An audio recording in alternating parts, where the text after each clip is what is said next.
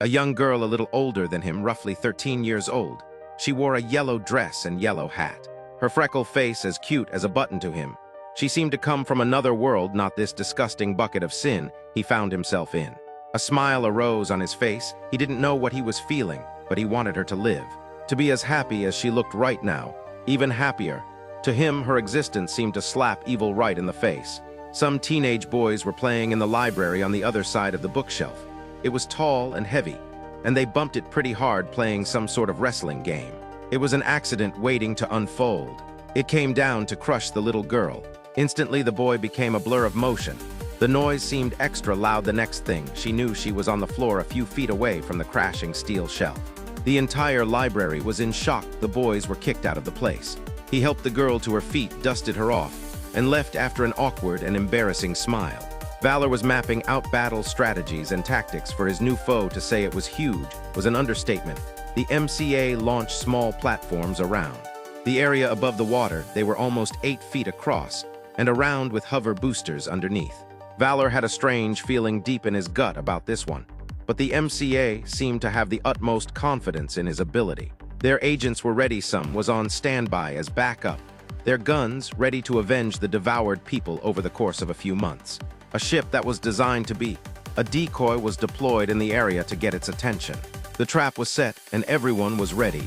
At the center of excellence, there was a surprise visitor, an old woman hunchback, full of grays and deep grooves of age lines in her face. She wore a dark brown hoodie and a black skirt. A pair of glasses adorned her pale face, and short walking stick held her erect.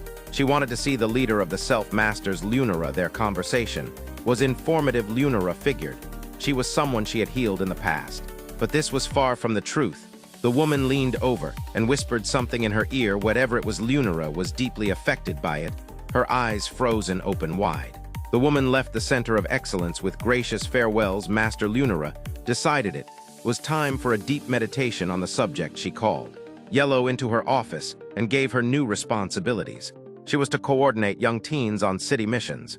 The last thing she wanted was to play babysitter. Two overzealous pre-heroes. Still, on the bright side, she can use this as a reason to search the city for Ratio. It wouldn't be spying, it would be something else. She didn't want to look like a psycho ex-girlfriend. The Self-Master IQ went about his usual routines, quiet and inward, rarely having anything to say. Some thought this trait was positive, for the wise rarely spoke out of turn. Others says that it was a weakness. They said, as if he has given up on desires without even trying. But there was more to it. His frequency device gave him access to almost all women in the city. Maybe that was the problem. Was he jaded, or was it something else? He went to the monitor room and locked the door behind him. Back near the Middle Islands, a giant hand came up from below and grabbed the decoy ship once again. In the MCA gave the position. A giant head of a Kraken-looking beast emerged from the depths. Fire! The men shot stun bolts like there was no tomorrow, and for some of the MCA soldiers there wasn't. The creature was stunned, yet swung wildly, knocking aircraft from the sky or mangled ships twisted in a pile of smoke. Keep firing! The intercoms and radios buzz with the same command. Commando Williams moved the main carrier over the creature, and he aimed. He had a large energy cannon, redesigned to be the ultimate stun blaster. His training allowed him to stay calm and focus through all the commotion. The creature lunged out of the water, and the Commander Williams is in serious trouble.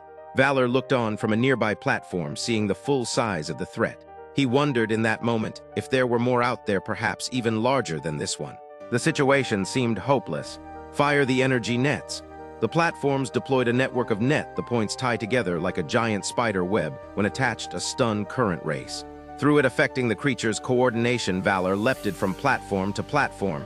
He was charging the blade after a vision showed him its weak points. When he saw two cosmic probabilities, one was the creature down and captured, and the other one was not so good. He pointed the blade, seeing one of the probabilities taken frame. No. The creature opened its mouth. Light hot energy protruded from it. Valor shot his own energy from the blade, striking at the heart.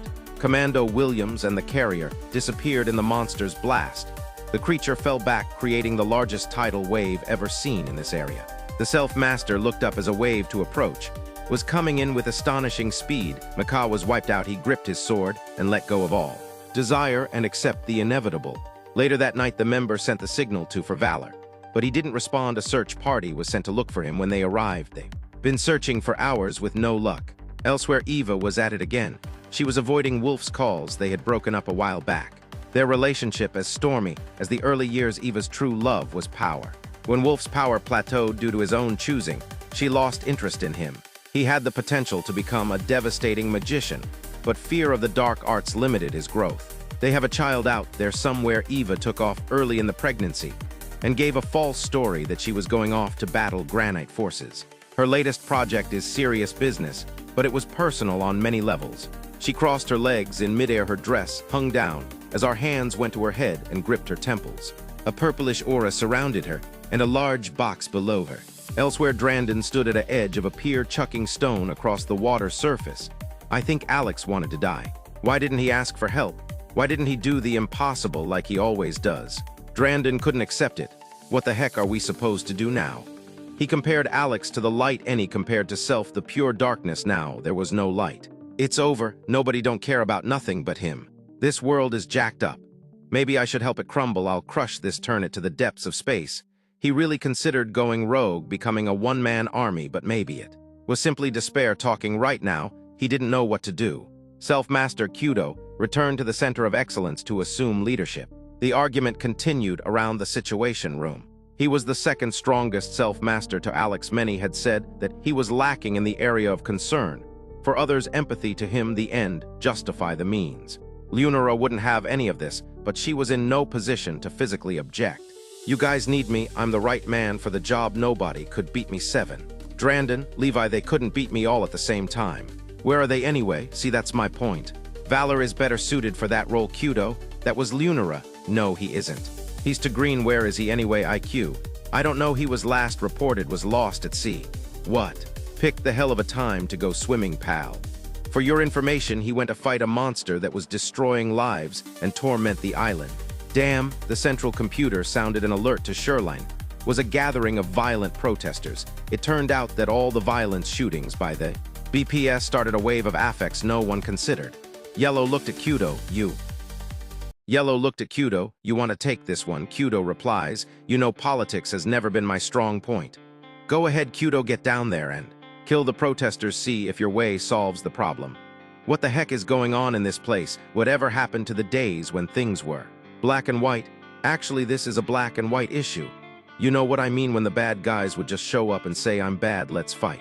Lunara leaned forward. Those days are long over. Kudo, now it seems evil has adapted until it rests even in the heart of allies Master Alex created. This place to be a safe zone from evil, but it seems to find its way inside here as well. Kudo wasn't clear if she meant him directly. Instead, he went to the corner, opened the closet, and began to suit up. Rajan, Yellow, Manchun, Wolf, Christina began to suit up as well. Lunara went to the Self-Master's roof, looking into the sky, contemplating recent events. 2 familiar figures came down after a moment. Valor hung onto his staff as Triton flew down with it in hand. Valor swung off the staff and landed on the roof from a considerable distance. Lunara was happy to see him alive. Valor, you nearly gave me a heart attack, to say the least. Can't have that now, can we? Lord Triton, I take it we owe you our thanks for his safe return. Sure do. I was this close to becoming a goner, and then he comes out of nowhere and snatches me out of harm's way. Someone actually saved me for once. I thought he was Alex. I followed the sword and thought I'd lend a hand. Valor, why didn't you let us know you were alive? Sorry, in all the commotion my comlink was busted, and I couldn't exactly grab a taxi and get back here. I was out learning how to command the sword better. The sword doesn't come with an instruction manual. The sword reveals secrets only when you are ready. It doesn't want to overload the mind of the wielder. So the wiser I become, the more power the sword will bestow on me. Exactly, my friend. Anyway, we're very grateful for your return, Lord Triton. Please, you do not have to call me Lord. Simply Triton is enough. Okay, would you like to come inside and have something to drink, some refreshment? Thank you for your generous offer, but I have no need for refreshments. I have much to do in Springwell Village. Out of respect for Master Alex, I will keep an eye on Bright Star City when I can. I'm sorry for your loss, ma'am. Master Alex was a good man. She bowed her head in silence. Honorable valor. Master Lunara, I must be going. He took to the sky, and just like that he was gone. So what was going on while I was away? You know, the usual fires, but the team is putting them out. Kudo was here, so don't be surprised if he challenges you for leadership. Really, to tell you the truth, I don't think I can beat him. There's more to being a leader than simply being able to kick butt. Yeah, but let's be honest, Master Lunara, without the ability to kick butt, we can't protect anyone. Well, Kyudo may be strong, but could you imagine how he would treat those weaker than him if he were leader? Probably how he's treating them. Now whose but has he kicked recently? Exactly, with Alex here keeping him in check. But now I fear there's no stopping him. You have to stand up to him, Valor. Don't worry, we'll figure something out. Master Lunara went back to her quarters, changed her clothes, and put her old combat gear, and leapt it out the window. She was off to an unknown destination. Valor spent hours in the recovery room. Time seemed to go into a blur. He came out more refreshed. He started having a meal in the commissary when, well, looks who here. "Aye, how you doin'?" Yellow sat next to him. "We were looking all over for you," she whispered in his ear. "Not yet." A smile rose on Valor's face as he shoveled in spoon full of food. "Valor, what are you doing with that sword? Isn't Levi supposed to have it now?" "Actually, Levi left with a woman long ago." Valor rose through the ranks and now is fit to be the new successor. "No, he isn't. I'll be the judge of that." "Yo, can you at least let me finish my cereal, man? It's been a rough day, and I'm only on my 4th bowl." Kyudo slammed his hand down on the table. "I'm not accepting this, man. I'm supposed to be in charge here after Alex. We grew up together, trained together. I was there before the school was ever built." "Yeah, but you've been gone for a long time by your own choosing, haven't you? Probably chasing girls. How did that work for you?" Yellow slowly stood up and moved away from Valor's side, realizing what was going to happen. "Whining and dining forbidden women. How did you know about that?" Valor, still looking at his meal, reached his hand up and tapped the sword 3 times. "Whatever, I go where I want to go. Do whatever I want to do. It's not your doggone business. Well, protecting the center and Bright Star is my business. Should have made it yours." "Shut up, man. I stayed here. Trained here. I was fighting by Master's side, while everyone left the school like some sore losers. Some of you put chicks before the mission. That's why Alex is not here now. You can't blame what happened to Alex on me. No, not just you alone. You take that back right now. I'll tell you what. When I beat you, I'm taking that sword and taking the Self-Masters in a new direction. The direction that should have went a long time ago when you weren't even around." They both stood up and went to the training ground. Valor took the sword off his back and placed it on the wall. He didn't want to have an unfair advantage. Instead, he grabbed a regular sword, as Kyudo had his on his side. They took battle stances and lunged at each other with skill and fury. Elsewhere, Master Lunara met with the old women. "You're looking better, Lunara. I came to take you up on your offer. I knew that you would. Are you sure about what you said earlier?" "Of course I'm sure. You and I don't know much about each other, but we have one thing in common. You need to elaborate more on your plan to fulfill your end of the bargain." "Okay, listen. First, I need a few things from you. Number 1, I need the Ceterian crystal. I know that you have it in your possession, and a few other items from the Self-Master Armory." "I don't know how to exactly say this without breaking offense, but how can I trust you? You have no choice. I mean, look at you. This is the only way to get what we're after, and besides, you will die without my help." Wolf said the Ceterian crystal's power is no laughing matter. Self-Master at the center. A magic user, exactly why I need it. I need a booster power like this. If I'm going to be able to do the impossible. Master Lunara stood frozen and thought, should she trust old woman? She was desperate. She didn't look like the world-ending type. But what if she's something far more worse? Master Lunara's physical and psychological weakness is temporarily having an effect on her judgment. She had no one to talk to about it. She thought about talking to IQ about it, but just imagining his cynical laughter if she brought it up to him. She was completely alone. She left the underground cavern with a tough decision to make. Lunara took a long route back to the Center of Excellence. They gave her plenty of thinking time. When she arrived at the center, she saw horrific battle taking place. Kyudo and Valor were locked in combat, the sword still a blur of motion. Other Self-Masters stood back awaiting the outcome. Minor lacerations began to form on their bodies. There was a giant clash of swords pressed together, trying to push the other one off balance. They slowly turned, looking at one another in the eye. Kyudo spun around and outward elbowed Valor in the upper back shoulder. There was a small distance created enough for them to both start swinging away again at vital areas. Kicking was a dangerous thing to do right now, but they still managed to find a way to insert them. Kyudo was angry, but inwardly he had to admit that Valor was good. He was growing stronger than all the others. Yeah, he was still somehow humble in spirit. This guy won't be my superior. I'm done being second best. Valor spun, and disarmed Kudo. Those that were watching took a gasp of air. Kudo was so fast, Kudo disarmed Bell, or right back it, was as if his action was a continued thought. And Kudo did an old self-defense technique, back off young buck pretty. Good move, Kudo. I guess we'll have to settle this hand-to-hand. My pleasure. Kudo lunged in, striking. Valor interjected counters at blinding speeds. They were both on par with each other. The punches to the face turned their heads, but they were back into action. Immediately looking for opportunities, Valor looked high, and then did a low, rapid combo kick Kudo's legs. Kudo answered with a 4-punch combination rush that knocked Valor off balance. He went into another negachiva and counter-kicked Kudo from the ground. He was back on his feet as they probed each other for weaknesses once again. Their battle went back and forth. You can hear the blocks as their flesh crashed together in a wave of violence. This went on for quite a while. Yellow sank her head into the palms of her hands, taking in all the action. She thought about how things would drastically change if Kudo won. As a matter of fact, things already drastically changed with Valor in charge, but they seemed to be more freedom on this part. Yellow contemplated quitting the fold. If Kudo won the match, it was very bad. Kudo became enraged. He charged up and rushed in and punched Valor to the floor. Kudo stood breathing heavily, about to speak his victory into existence, but Valor sprang to his feet, mildly amused. Think that little push punch could keep me down. I've been through far worse while you were out chasing skirts. Don't talk to me like I'm Levi. I make training a priority. You just a kid who got lucky. Luck, you want that sword on the wall, but you won't be able to use it entirely.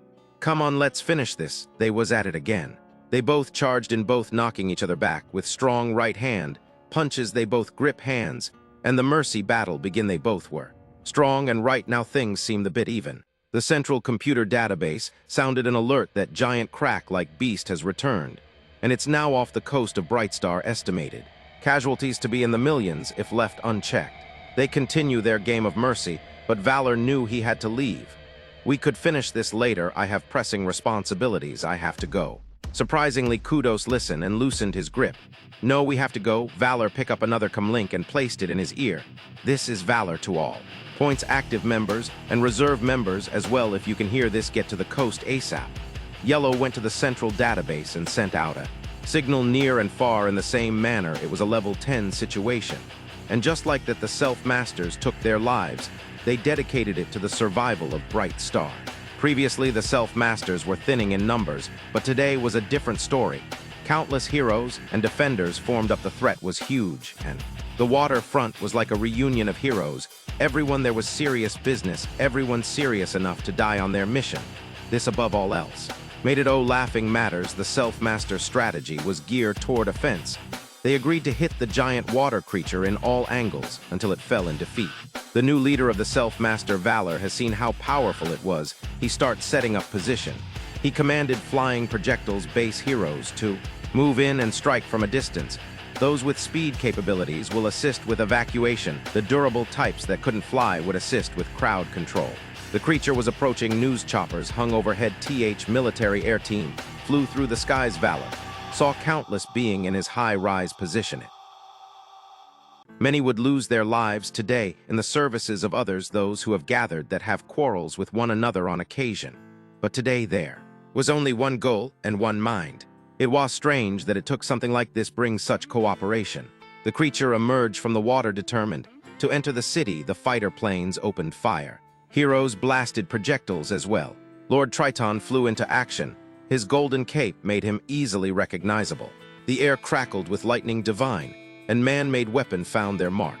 Valor sat on a rooftop, in a lotus position, the sword next to him. Kudo and the others zoomed in on hoverbikes. The creature smashed through scores of planes. Heroes were slapped out of the air like pests. The strategic-minded avoids the enemies. Attacks. Some hero were knocked into the water. The durable ones jumped out of the water and charged in for another attack, more angry and determined than before. Some were never seen again. The creature was slowing down under their assault, but it was still advanced. If this kept up, this would be very, very bad for the families of Brightstar. The evacuations were well on their way. The creature's body resembles a giant Paleosaurus. Its massive arms had bony, durable spikes. It was still too early to see if it had a tail. It never fully emerged from the water. Its lower half was still covering it. It was obvious that sharp teeth filled its mouth atop his head, a thick, scaly protrusions of spikes. The Defenders of Life was having a tough time. At the center of excellence, IQ reviewed computer simulations. The drones he set up years ago set up real-time information. He followed all the stories until he found something valuable. Kudo deemed that IQ stayed back out of fear. He was never one to love battle, choosing to use his brain and tech to achieve victories. IQ had a plan. Some drones were malfunctioning for some reason. When just about to turn to another view, screen it to went gray. On one of the drones, he saw Master Lunara and an old woman walk by. What, that's odd. He decided to quietly follow them and listen in. The old woman was speaking, but was hiding bits and pieces of her topic. Must be top secret. What were they up to? Master Lunara seemed oddly timid. What could this old woman have on her? They bent the corner, and when he peered around it, the old woman was gone, and Master Lunara jumped into a hover car and began to take off. He would do the same. His silent pursuit took him to a familiar territory, where Renjun passed his self-master's trails. Could it be? The old woman appeared out of nowhere, eyeing IQ with disdain. What do you want? I'm sure that I'm not the type of girl that you are looking for. That device on your wrist has scored you some luscious beauties, but I am clearly too old to be your dance partner. What? What do you want with Master Lunara? That I'm afraid is none of your business. Snoop, I'm going to give you a warning. You better not try and harm her. Does it look like I can harm a self-master? Don't play games with me. You're old enough to know that there are more than one way to hurt a person. Are you concerned for the woman, or are you in it for another angle? What that might be? I notice things, young one. Things that you aren't revealing to others. In short, I can write through you. Care to test me? Bishi approached me and began to creep. IQ out. Back off, old woman. Last time I checked, you were following me, huh? IQ felt something strange. He quickly took a battle stance. The next thing he knew, he woke up in a restaurant full of people miles from where he was. He was having serious troubles remembering. He had no memory of the entire event. The giant monster pressed forward. Countless heroes and self-masters were wiped out. Kudo hasn't seen Valor the entire battle. He was wondering where he was. Did he already fall? He looked up and saw a shining sword on a high rise. Valor aimed his sword and shot tremendous energy blast, knocking. Valor aimed his sword and shot tremendous energy blast, knocking him back into the water. The blast was stronger this time, cause this time the creature had a large laceration in his chest. It was such a powerful blast, the creature decided to retreat. Signs of relief gathered as they saw his back. Valor came down from the high rise. He landed on the floor to see decimated warriors up close. Of the survivors were hanging on by a morsel of strength. Even Lord Triton was weary. He would have to leave this realm to recharge. The speedsters were starting to gather the dead. They were piled up to have honorable burials. Valor was the celebrated hero now. News cameras broadcast his heroic blast from any angles. The citizens was shown firsthand the power of the new self-master. Valor should be overjoyed, but wasn't, for when he too was also drained. Second to many lives were lost. Plenty of them were good friends and allies. Even the fall of enemies brought him sadness. Earlier, he remembered the commander of the MCA. Williams was just congratulating him on his new role, replacing Master Alex. Now, sadly, someone would be replacing him. There was little glory when protecting. He deemed the honor was there, but watching close friends die was no laughing matter. Children looked up to heroes like they were sports icons, but they have no idea. Lives were constantly under threat. Disease, starvation, physical attack, disasters, natural or unnatural. Hero saw everything. The changed ranker's last kidney down the tubes, drugs, prescription, as well as street taking people down left and right. So many dangers, so many accidents. Valor still looked for the light in the world. He himself is far from perfect by his standard, and he didn't have all the answers. But what he did know, that there was always hope, even when things are at their bleaks. Renjun was one of the few self-masters that wasn't killed in yesterday mayhem. He was recovering in the meditation room, but drifted off into a deep sleep. His mind was at peace in a way that he couldn't achieve through meditation. Sheer physical exhaustion made the experience possible for him. In his dream, the late Master Alex arrived, and he stood before Renjun calm and accepting of him. He wore a long white warrior robe with two symbols on the front. Levels. Alex's face seemed to be at peace. The hard edges of his jawline are now smooth. He sat on the bench and looked at Renjun with joy. Renjun sat down as well and had a heart-to-heart, warrior-to-warrior talk. Alex was speaking on the concern for other, helping other lead a joy-filled life, passing on with pride and honor. At the end, they both stood up and gave the self-master salute. When Renjun looked up, the self-master was gone. He awoke from his dream in amazement. It was vision. Renjun was a practical self-master, leaning toward fact and realisms over spirituality. But what he just experienced was too much to be just a dream. In everyday life, he was surrounded by magic users. Half-gods flew through the skies on missions alongside him. He accepted what he saw because there had to be a logical explanation for it, something that he was drawing on that he didn't understand yet. Right now, he thought he was going schizophrenic. Did the ghost of Master Alex just warped into his mind? Possibilities ran in his head. Maybe it was a sick joke by someone on the team. It wouldn't be the first time a spell that causes someone to see something that wasn't there. Whatever it was, he had to figure it out. Throughout the city, Valor heroic actions were well known. He was practically everywhere. Somehow he would arrive at places moments before chaos, saving countless lives. He was rumored to be a physic talk show host. Streamlined topic. Valor was in serious question all around. He didn't pay attention to the shows and news channels debating his intentions. He just stayed focused on becoming a better self-master. Arguments for circulating that he wielded too much. Power. What if he ever turned on the citizens? What would they do to stop him? Some said that the self-master was above the law. What gave him the authority to do what he does? And who appointed him their guardians? Groups went back and forth and debate, but an unheard minority was grateful. In the center of excellence, a group of self-masters were in the conversory, having a meal. The young offenders were at video game stations having a good time before their vigorous belt test. Civilian classes involving fitness drill were being conducted. Everything was in order at the center. Valor checked his comlink and made sure that all the vehicles were ready for deployment for emergency deployment. Master Lunara was in Master Alex's quarters looking through his old notes and ideas. She would never go through his things when he was lived, but now it seemed that it was one of the few ways she could embrace her memory. She found old notebooks and strategies to save his friends. Old combat simulations were on microchips videos of the center. When it is written in microchips videos of the center. When it first opened, she opened. An older book written in his early 20s.